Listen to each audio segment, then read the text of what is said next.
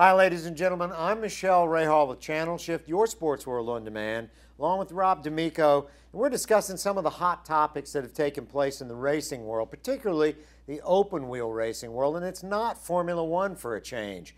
Formula One has gone through a metamorphosis, and God knows what's going to happen there.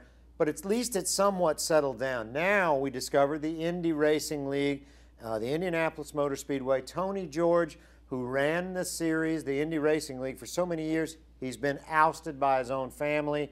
And we're wondering, where is this series headed, if anywhere? I'm not really sure where this series is heading, because I could care less if he was still there or not. It doesn't bother me. I don't think things are going to get any better here. This series is in trouble, just like you have the Nationwide Series, the Truck Series for that matter. These are series that are in serious trouble. And the reason they're in serious trouble is because they are not marquee series. And unfortunately, that's what the Indy Racing League has become. It's become a niche market. It has not become a marquee series like Sprint Cup in NASCAR. And I think that's one of the great mistakes that they've made. It was a wonderful thing to Tony whenever Champ Car finally relented and gave up the ghost, and they had the whole series. But now we're still running around in cars that were built in 2003 that don't have any sort of advancement to them. There's no technology there. Nobody can pass. They're old tracks they run on. They're too fast for some of the tracks. I mean, and it's just the definition of insanity from a street person's point of view is you just do the same thing over and over and you expect a different result. There's not going to be a different result. All that's happened is everyone that was behind Tony has simply stepped up. It's like the Supreme Court. There needs to be a wholesale change, and I don't know what that is. Do you have any clue? No, the problem here is that here's a guy still on the board. I don't think they really went as far as they should have taken it. If they were going to get rid of Tony George, they really should have gotten rid of Tony George and let him focus. He's part of the family. He is on the board of the directors. He does have a legitimate right to have a team, but that's all he's doing is running a team. No, let him have his team. I don't want him on the board. I don't want him running anything. If you're going to have a team, run your team. That's what you are, a team owner. That was a deal, and you know it. That's a deal they cut for him to step out of the way. We will give you a little bit of cash. Here's your little stipend. Hasn't he taken enough? Scurry. Well, that's the point. He kept taking and taking and taking, and that wasn't going to cut it. He was spending all their money. We said this 13, 14 years ago when this whole thing happened.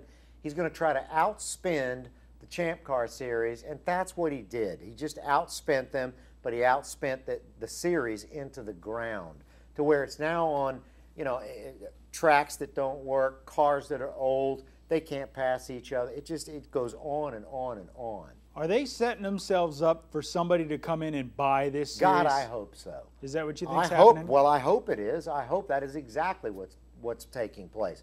I mean, I would have hoped that they would have had that plan in place a long time ago, but we don't know. I mean, it's going to require someone on the Penske level, someone at the Calcoven level, who I just in my mind is licking his chops, having his hands on the Cosworth engines to be able to come in and do something like that. I mean, after all, he had a hand in building the Panos cars. I really believe that is exactly what's happening here. Kevin Calcoven is sitting there licking his chops, knowing what's going on. This is his opportunity to pounce and go get back that open wheel series that he always wanted.